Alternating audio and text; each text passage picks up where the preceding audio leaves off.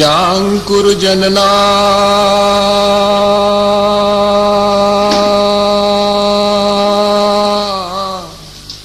भवबीजांकुरजनना रागाद्याक्षयमुपागता यस्य ब्रह्मा वा विष्णुर्वा हरो जिनो वा नमस्तस्मै। जो विद्यादि सागर सुधी जो विद्यादि सागर सुधी गुरु हैं हितैषी शुद्धात्म में निरत नित्य हितोपदेशी। वे पाप ग्रीष्म ऋतु में जल हैं सयाने पूजूं उन्हें सतत केवल ज्ञान पाने पूजूं उन्हें सतत केवल ज्ञान पाने। बोले भगवान महावीर स्वामी की, आचार्य कुंद कुंद स्वामी की, आचार्य गुरु विद्यासागर मुनि महाराज की।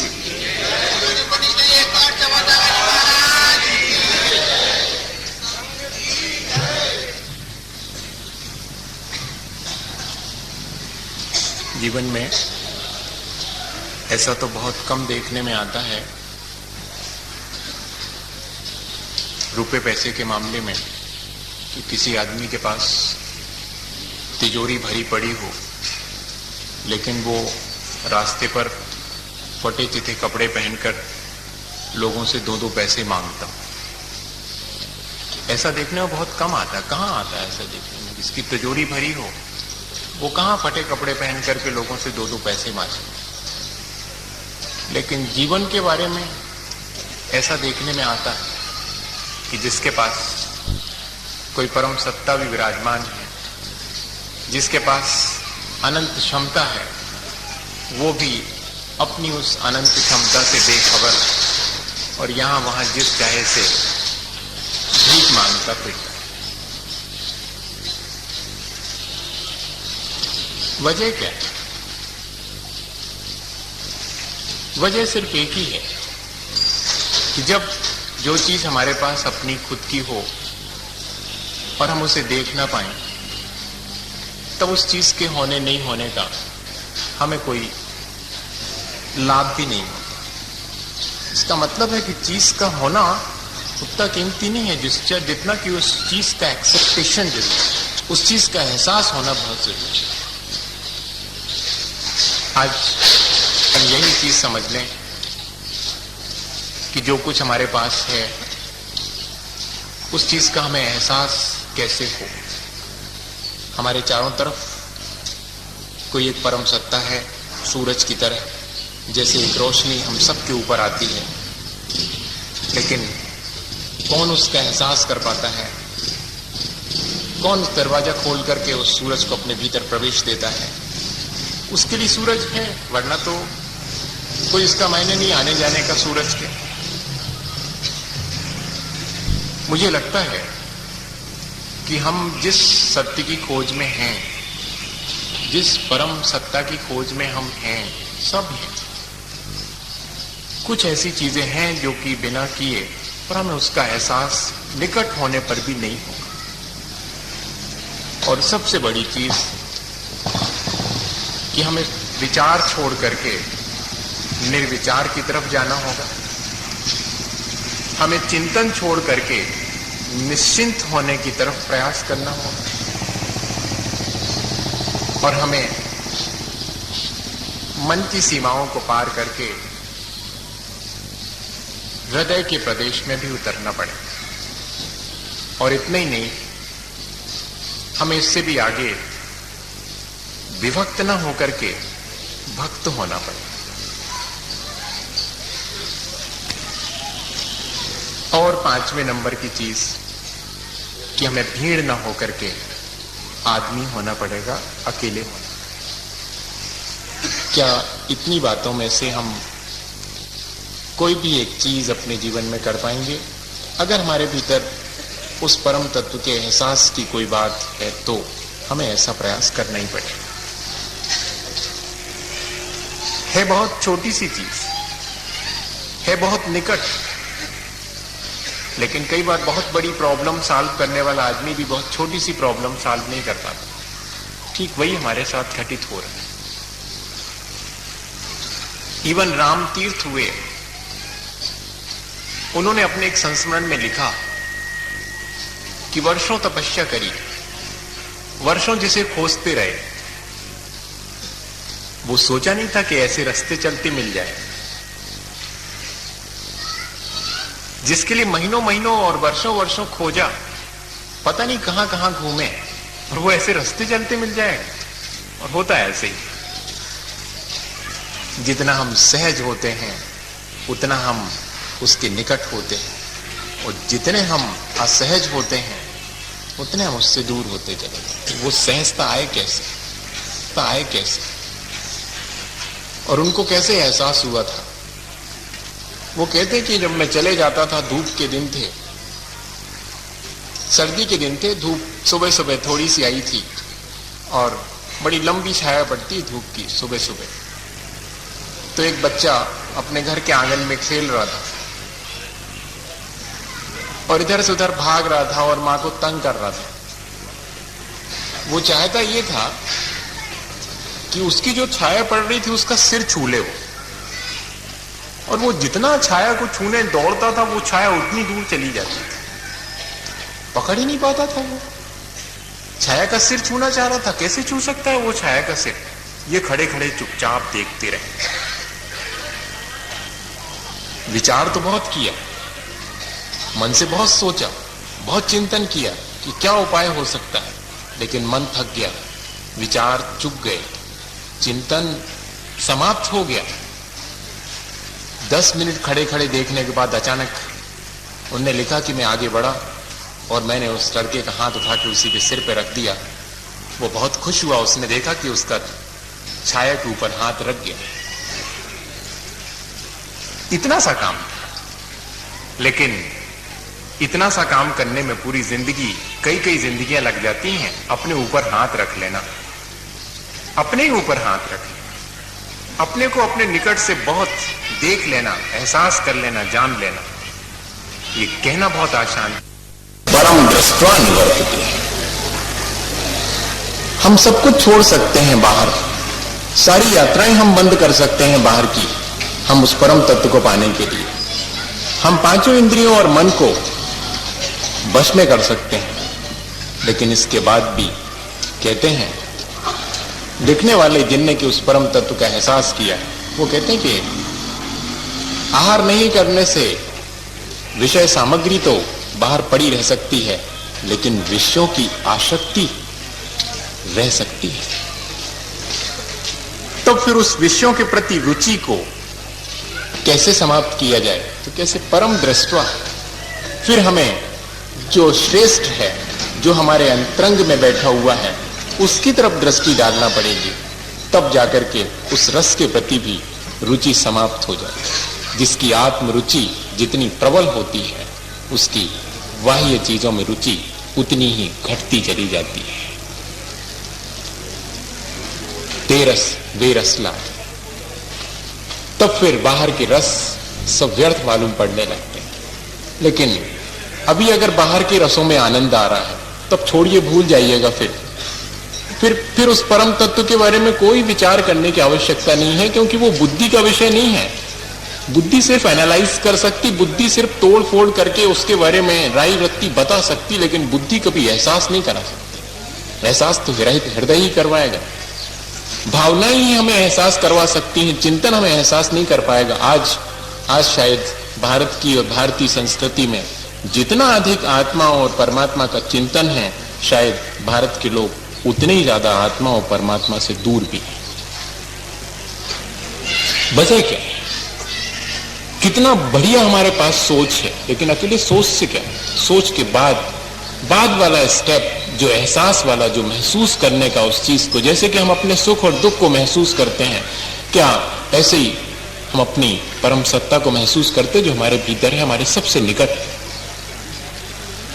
तो फिर हमें भावात्मक होना पड़ेगा।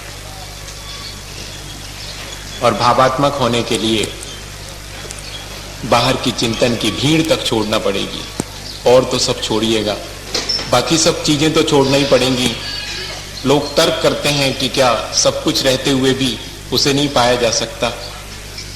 तो या तो सबको पाया जा सकता, या जिसको सब पाना चाहते हैं उसको पाया जा सकता।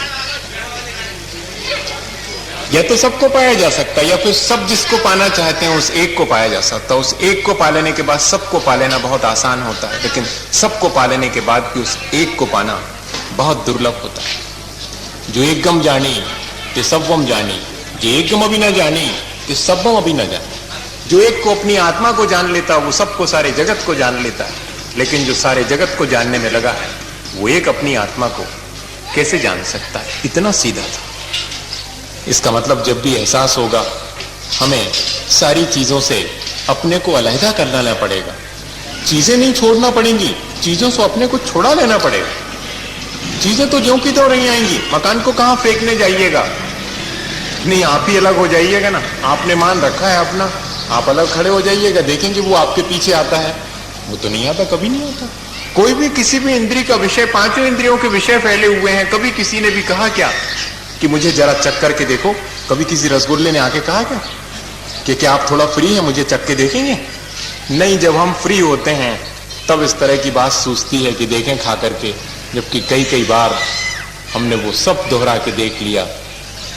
लेकिन इसके बाद भी पता नहीं किस स्वाद की खोज में, और हम दुनिया के सब स्वाद चखना चाहते हैं। पता नहीं किस स्वाद की हमें खोज है, और हाथ आता नहीं है वो स्वाद उसका। पता नहीं किसको छूना चाहते हैं हम, लेकिन दुनिया की सारी चीज छू लेने के बाद भी उसको टच नहीं कर पाए आज तक। पता नहीं किसकी गंध हम लेना चाहते हैं, लेकिन सारी दुनिया की गंध ले लेने के बाद भी वो गंध अभी तक नहीं आई। किसी ने तो ये लिखा, शायद अज्ञे जी ने लिखा, कि कभी को पता नहीं कितने सारे गीत लिखना पड़े, असल में वो एक जो अंतिम गीत था वो नहीं लिख पाया। इसलिए पता नहीं कितने सारे शब्द हमें कहना पड़ते हैं, सिर्फ इसलिए कि कोई आखिरी शब्द हमारे पास हो जिसको कह करके हम समाप्त कर दें। तब सीधी सी बात है कि हमें सबसे थोड़ी देर के लिए अपने को हटा करके तम एयत विहत्तम दाएहम अपनो सब विवेण, एक ही लाइन बोल रहा हूं, तम एयत विभक्तम। विभक्त किससे होना है और एकत्व किसके साथ होना है, इतना सा ही काम है। सारा अध्यात्म दो शब्दों में सा पड़े। असल में वो एक जो अंतिम गीत था वो नहीं लिख पाया। इसलिए पता नहीं कितने सारे शब्द हमें कहना पड़ते हैं, सिर्फ इसलिए कि कोई आखिरी शब्द हमारे पास हो जिसको कह करके हम समाप्त कर दें। तब सीधी सी बात है कि हमें सबसे थोड़ी देर के लिए अपने को हटा करके तम एयत विहत्तम दाएहम अपनो सब विवेण, एक ही लाइन बोल रहा हूं, तम एयत विभक्तम। विभक्त किससे होना है और एकत्व किसके साथ होना है, इतना सा ही काम है। सारा अध्यात्म दो शब्दों में, सारा जीवन, सारी बड़ी से बड़ी फिलॉसफी, सारा बड़ा से बड़ा सिद्धांत सिर्फ दो शब्दों में, तम एयत विहत्तम दाएहम अपनो सविवेण। पूरे वैभव के साथ, लेकिन किस वैभव के साथ? ये वाले वैभव के साथ। इस वाले वैभव के साथ तो किसी ने जान लिया होता तो काहे को फिर जोड़ने में लगता नहीं। दाएहम अपनो सविवेण, अपने आत्म वैभव के साथ में उस एकत्व जिसको कि आज तक हमने विभक्त समझा है, और जो हमसे विभक्त है उसको हमने आज तक एकत्व समझा है। इतना ही अगर दोनों का ट्रांसफॉर्मेशन हो जाए, दोनों एक दूसरे से हो जाए, जिसके साथ ऐक नहीं है उसके साथ हम जो ऐक मान रखे हैं वो हमारा हट जाए, और जिसके साथ हमारा ऐक है वो हमारे ध्यान में आ जाए, तब तो सारा खेल ही समाप्त हो जाए। एक साधु था, एक बहुत छोटा सा उदाहरण देता हूं आपको कि कितना कुछ हमें करना पड़ेगा और हम अभी कितना थोड़ा सा करके और सोच रहे हैं कि शायद हम पा लेंगे। नहीं, थोड़ा थोड़ा करके तो पाया जाता है, ये तो मैं भी मानता हूं, पर एक दिशा तो अपनी होनी चाहिए। जो पाने निकला है उसकी एक दिशा तो होनी चाहिए, एक बहुत बहुत साफ सा उसके भीतर कोई फिगर होना चाहिए कि मुझे करना क्या है, मुझे लाइफ को हाउ टू मैनेज, किस तरह से हम उसको ले जाएं, आगे ले जाएं, एक एक कदम किस तरह से आगे बढ़ें ताकि एक भी कदम उससे विपरीत ना हो जिसे हमें पाना है।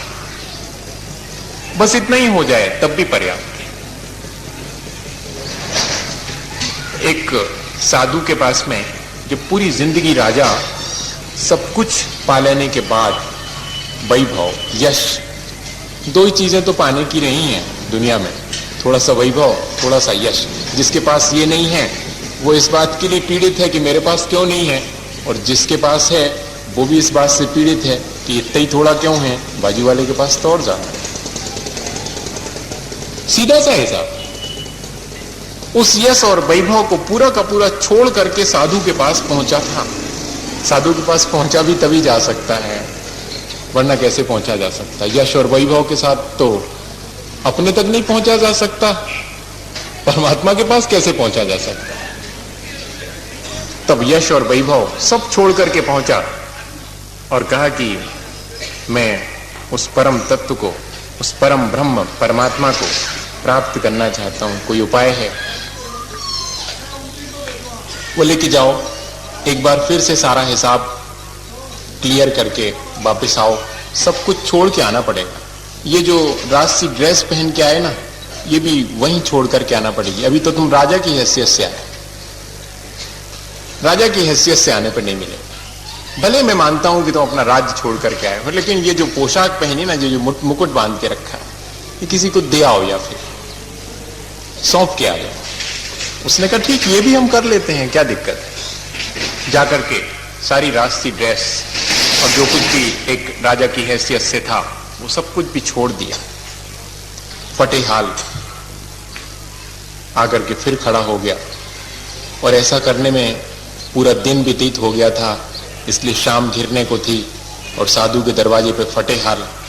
अब तो आगे पीछे कोई नहीं था, न मंत्री आया था न कोई सेना आई थी साथ में, अकेला आया था अब।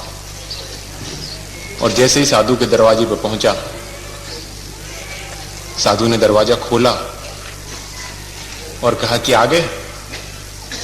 उन्होंने कहा कि हाँ, जैसा आपने चाहा था वैसे आ गए। बोले फिर ठीक है, खोज लो, और दरवाजा बंद कर दिया। शाम होने को है, रात घिरने को है। जिस आदमी ने कभी बाहर क्षण भर के लिए रात नहीं गुजारी है, और वो भी अकेले और इस फटे हाल में, और जिस साधु का शरण पाने के लिए वो आया था, उसने भी कहा कि आ गए हो अकेले तो अब खोज लो, और दरवाजा बंद कर लिया। ये तो बहुत मुश्किल वाली बात हो, बहुत कठिन है। जहां एक को अपनाया जाता है फिर उस एक को भी छोड़ देना पड़ता है। जहां सबको छोड़ने के लिए किसी एक का सहारा लेना पड़ता है, उस एक को भी छोड़ देना पड़ता है। और दरवाजा बंद कर लिया। ठीक बाहर पेड़ के नीचे पहली बार इतनी पूरी जिंदगी में पहली बार उस राजा ने उस पेड़ के नीचे रात गुजारने का निश्चय किया। और जैसे जैसे रात होती गई, थोड़ा थोड़ा भय तो लगता था, लेकिन अब किस बात का भय, आगे पीछे कोई भी तो नहीं है, कोई हो तो भय। जितना जोड़ के रखा है उसके छिन जाने का भय, लेकिन जिसने जोड़ के नहीं रखा उसके क्या छिन जाने का भय। कुछ भी शेष नहीं रहा, कौन सा भय। तो धीरे धीरे रात घिरती जाती और निर्भय होता चला जाता। जितना जितना निर्भय होता चला जाता उतना आनंदित होता चला जाता। और सुबह हो इससे पहले ब्रह्म मुहूर्त में जो साधु था वो धीरे से पता नहीं कहां से निकला, और कहते हैं कि उस राजा के कदमों में अपना माथा रख दिया। बहुत बड़ी घटना हो गई, क्योंकि उसके चेहरे पर जो आनंद था उसे देखकर तो यही लगता था कि अब तो इसके कदमों में माथा ही रखना आवश्यक है, और रख दिया गया। अब उसने ये भी शिकायत नहीं की कि आपने कल मेरे साथ ऐसा व्यवहार क्यों किया, बल्कि अब तो उसने ये कहा कि कल अगर आपने ऐसा व्यवहार मेरे साथ नहीं किया होता तो शायद मैं चूक गया होता अपने आप से। हमें इतना एकाकी होना पड़ेगा, हमें इतना अकेला होना पड़ेगा। तब जाकर के और हम अपने भीतर जो बहुत निजी हमारी अपनी सत्ता है उसका एहसास कर पाएंगे। कोई तैयारी है या कि सिर्फ मैं आपके हाथ में विचार पकड़ा के लौट जाऊं? विचार मेरे से भी अच्छा कोई और आकर आपके हाथ में दे सकता है, लेकिन मैं सिर्फ विचार देने नहीं आया। मैं चाहता हूं कि आप भी उस चीज का एहसास करें। कभी थोड़ा सा समय इस चीज के लिए भी हमारे पास हो इस पूरे व्यस्ततम जीवन में कि हम इन सब चीजों से, जिन सबको हमने अपने हाथ से जोड़ करके रखा है, उन चीजों की तासीर समझ के, ऐसा नहीं उन चीजों से घृणा करके नहीं। आदमी दो तरह से अकेला हो सकता है, इसलिए शायद इंग्लिश में दो शब्द रखे हैं, अलोननेस और लॉनलीनेस। अलोननेस बहुत कठिन है, लॉनलीनेस तो बहुत इजी है। लॉनलीनेस में इंग्लिश डिक्शनरी कहती है कि जब किसी दूसरे के नहीं होने पर और हमारे भीतर उसके होने की इच्छा बनी रहती है, तो हमें जो अकेलापन होता है उस अकेलेपन का नाम है लॉनलीनेस। कि कोई मेरे निकट होता, मैं बहुत अकेला रह गया। ऐसा हर व्यक्ति को एहसास होता है और वो सोचता है कि मैं वाकई अकेला हो गया। नहीं, ऐसे अकेले होने से कुछ नहीं होने वाला। एलोननेस, जहां की आदमी आत्म संतुष्ट है, किसी दूसरे की कोई आकांक्षा नहीं है, अपने आप में पूरा है, उसे फुलफिल करने के लिए किसी और की जरूरत नहीं है, अधूरापन नहीं है कि मैं अकेला रह गया हूं क्योंकि मेरे पास और किसी को भी होना चाहिए। और ये जब तक नहीं आएगा तब तक हम देख रहे हैं। मैं आपको और भी कोई प्रक्रिया दे सकता था, फलानी चीज कह सकता था कि आप ये छोड़ दीजिएगा, वो छोड़ दीजिएगा, ये कर लीजिएगा, वो कर लीजिए, मैं सारी चीज कह सकता हूं, लेकिन मैं अब वो नहीं कह रहा हूं। मैं बहुत दूसरा टच आपको देना चाह रहा हूं। क्या आखिर वजह क्या है कि अगर हम कहीं अपने में आत्म संतुष्ट हैं, तब फिर किसी बाहरी चीज से हम अपने को फुलफिल क्यों करेंगे और क्यों इस तरह का प्रयास करेंगे? अगर अभी हम बाहर से सब चीजों को चाह रहे हैं, इसका मतलब है कि हमें अपने भीतर कहीं कोई संतोष, कोई संतुष्टि उपलब्ध है। अप्पा अप्पम में रहो। जब हम अपने आप में रहना शुरू कर देते हैं, तब बाहर की कोई चीज हमें प्रभावित नहीं करती। और अभी हमें बाहर की चीज प्रभावित करती है, इसका मतलब है कि हम अपने भीतर, अपने में थोड़े से देर के लिए भी नहीं रह पा रहे हैं। हम सोच रहे हैं कि कहीं कोई अकेलापन है जो इस घड़ी से भर जाएगा, जो इस पैड से भर जाएगा, जो इस माइक से भर जाएगा, जो दुनिया की बहुत सारी चीजों से भर जाएगा, और हम भरते चले जा रहे हैं उसको, लेकिन इसके बाद भी वो रिक्त होता चला जाता है। उल्टा ही है, जितना जितना भरते हैं उतना रिक्त होता चला जाता है। जिसको हम आग बुझाने के लिए डालते हैं वो ईंधन बन जा रहा है, वो ईंधन बन रहा है, और हम परेशान हैं। हमारी सारी प्रोसेस के बावजूद भी हमारे हाथ कुछ नहीं आता, और हम खाली हाथ फिर जाऊं कहते हैं। सबसे ज्यादा जितना हमारे पास विचार है उतना एहसास नहीं है, और उसकी वजह सिर्फ एक है कि जो हमारे पास है हम उससे बिल्कुल भी परिचित नहीं है। हमने थोड़ी सी चार बातें सीख ली और हमें लगता है कि हम उससे परिचित हैं, लेकिन जो अनुभव कर पाता है वही वास्तव में परिचित है। बाकी तो जानकारियां बहुत सी हमारे पास इकट्ठी हैं। अब दूसरी चीज कि इतना अकेला तो हम हो नहीं पाएंगे, क्या करें? तो फिर एक और है हमारे पास उपाय। हम थोड़ी देर अकेले ना हो पाए तो किसी एक से इतने जुड़ जाएं कि हम ही शेष ना रह जाएं। या तो ऐसा कर लीजिएगा, क्या दिक्कत है? लेकिन यह भी जरा कठिन लगेगा। ये तन्मयता आनी भी बहुत कठिन है। इतनी तन्मयता, शराब पीने के बाद तो तारी लग जाती है, लेकिन परमात्मा के प्रेम में कभी तारी किसी को लगी हो मुझे तो नहीं मालूम। लगी है, लेकिन मैं उसी की बात कह रहा हूं। शराब पीकर के आदमी बेहोश हो जाता है, लेकिन जब कोई व्यक्ति इस सारी सृष्टि से बेहोश हो जाए, जागते हुए भी सो जाए और सोते हुए भी जाग जाए, शायद वही परम योगी कहलाता है। आपका मन है अगर ऐसा कुछ बनने का, मैं तो यही उपाय बता सकता हूं आपको। आप सोच रहे हो कि बड़े खतरे में डाल दिया 2 दिन से, बनवाई के छोड़ेंगे नहीं, थोड़ा सा एहसास करवाने का मन है और कुछ नहीं है। कोई बहुत बड़ी चीज नहीं है। मुझे लगता है कि हम सबके पास वो चीज है, मैं कोई अलग से वहां ऊपर से भेजा गया नहीं हूं, मैं आपके बीच हूं। क्या हम सब उस चीज को नहीं पा सकते? लगता है कि पा तो सकते हैं, पर हमारे पास उस तरह का कोई सोच भी नहीं, उस तरह का एहसास तो है ही नहीं, उस तरह का सोच भी नहीं।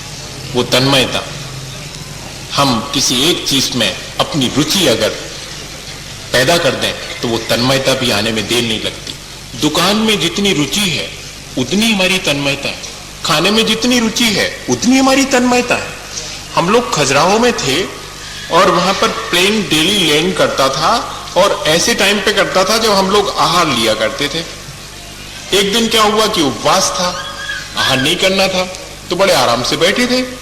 तो उस दिन जो है, और बड़े तेजी से आवाज आई, बहुत जोर से आवाज आई जब वो प्लेन लैंड करता है। तब हम लोगों ने कहा कि ये क्या मामला है, क्या हफ्ते में एक आध दिन आता है क्या?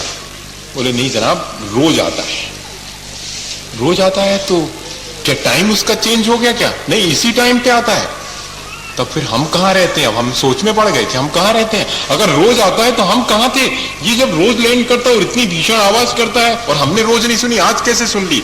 बोले उस समय आप आहार में मशगूल रहते हैं। बस इतनी सी बात है। हम जिस समय आहार में तल्लीन रहते हैं उस समय इतनी भीषण आवाज हो जाने के बाद भी हमें उसका एहसास नहीं होता। आपको इस तरह का एहसास, जबकि वही है वो आवाज, सब तरफ से दी जा रही है आवाज, सब तरह है, सब तरफ है उसी एक की गंध, सब तरफ है उसी एक का स्वाद। लेकिन इसके बावजूद भी जब तक दुनिया की सारी आवाजें सुनते रहेंगे, दुनिया के सारे स्वाद में खोए रहेंगे, तब तक उसका स्वाद और उसका एहसास और उसकी आवाज किसी को आज तक ना आई है, ना आ सकेगी। कोशिश करिएगा।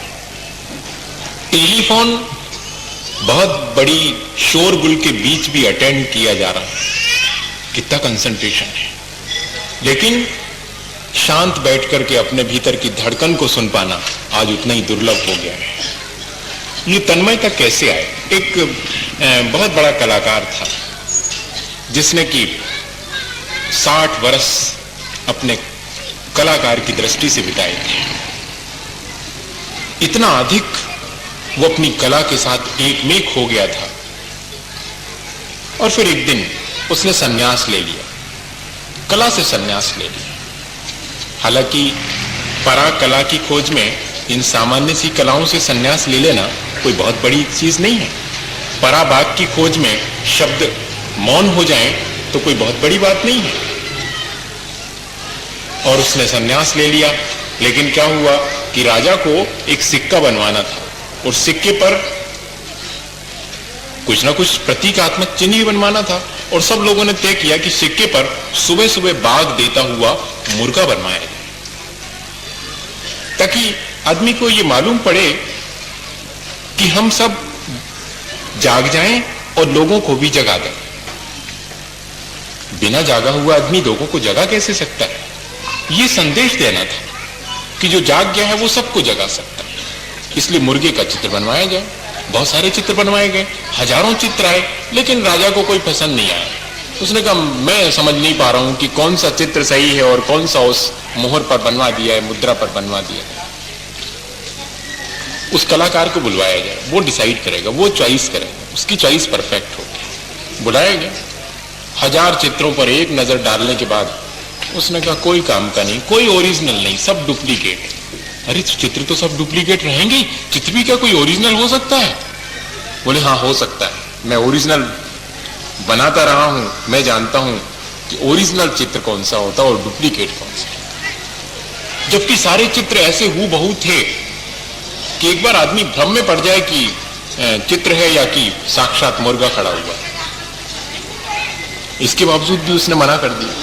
तो राजा ने कहा कि देखो, अगर कोई इन सब चीजों को रिजेक्ट करते हो तो कोई उपाय भी बताओ। ऐसा नहीं कि आप कह के चले गए कि ये सब ठीक नहीं है, ऐसा तो कोई भी कह देगा। आज अपन को बहुत मजा है इस चीज को कहने में, क्या देर लगती है? कोयल बहुत सुंदर गाए और हम कहते हैं कि ऐसा तो हमारा 12 वर्ष का बेटा भी गाता है, तो कोयल की तो सब गई। देर क्या लगती कहने में? नेगेटिव अप्रोच बहुत इजी है, पॉजिटिव अप्रोच ये कह देना कि ये मेरा नहीं है, ये मेरा नहीं है, लेकिन क्या मेरा है ये कहना इतना आसान नहीं है। आप ही बताइएगा रास्ता क्या हो सकता। बोले फिर तो समय लगेगा, 6 महीने की मोहलत दीजिएगा। चित्र बनाने के लिए, इतना छोटा सा मुर्गा का चित्र बनाने के लिए 6 महीने? ने कहा कि हाँ 6 महीने, और शायद ये 6 महीने बड़े कीमती होते होंगे। हमारे अमृतचंद्र आचार्य ने लिखा हुआ है कि जरा सा अपने इस देह को पड़ोसी मान करके 6 महीने कोशिश तो करके देख लो। मैं चैलेंज करता हूं कि तुम्हें आत्मा का दर्शन हो जाएगा, परमात्मा का दर्शन हो जाएगा 6 महीने के लिए।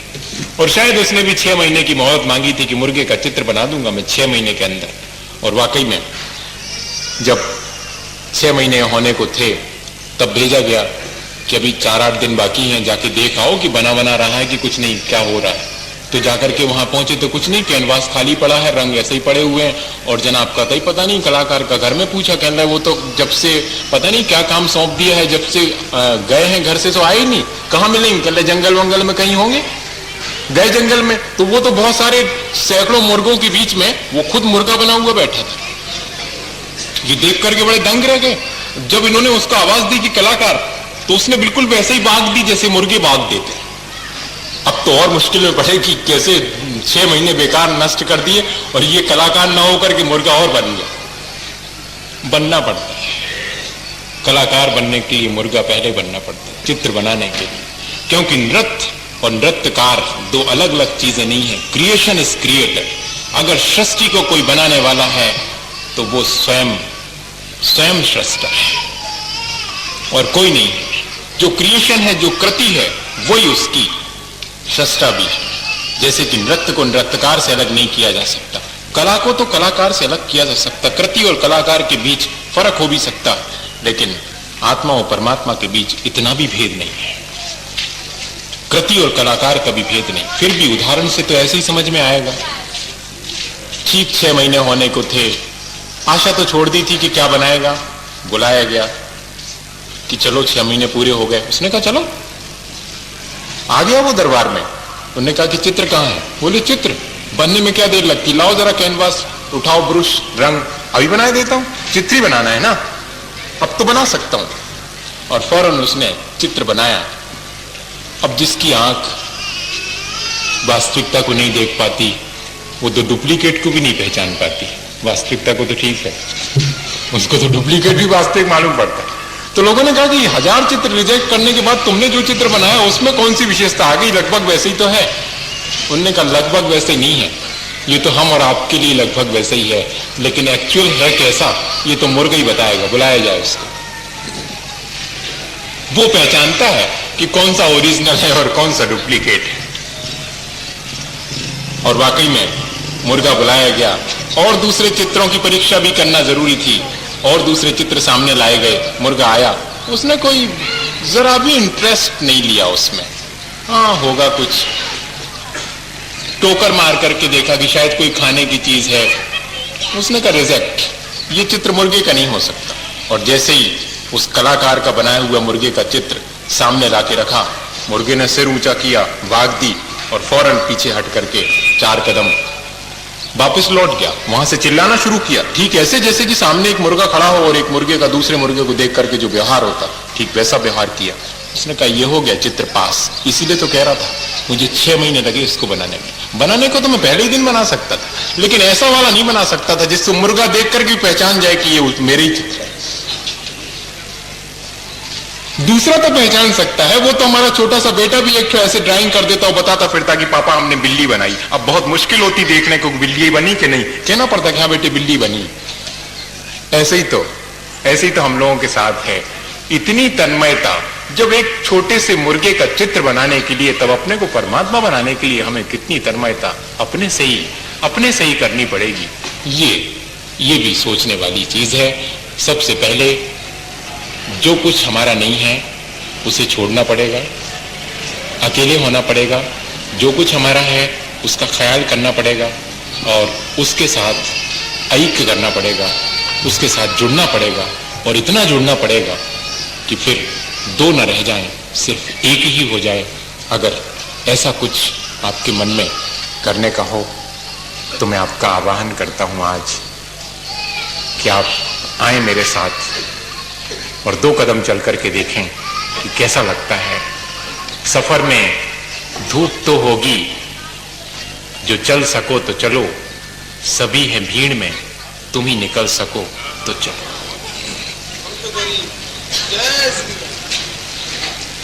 बस कबीरा खड़ा बाजार में, लिए लुकाटी हाथ, और जो घर फूके आपनो, चले हमारे साथ। ये ठीक ऐसा ही मार्ग है कि हम अगर उस एक को खोजने के लिए निकले हैं तो हमें बाकी सब चीजें जो हमने अपनी मान रखी हैं, उनसे अपनापन जरा सा हटा लेना पड़ेगा।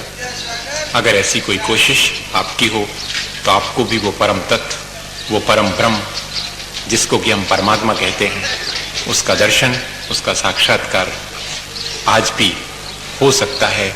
जितनी जितनी निराकुलता जीवन में आती जाती है, जितनी जितनी आकुलता कम होती जाती है, उतना उतना मोक्ष आज भी संभव है।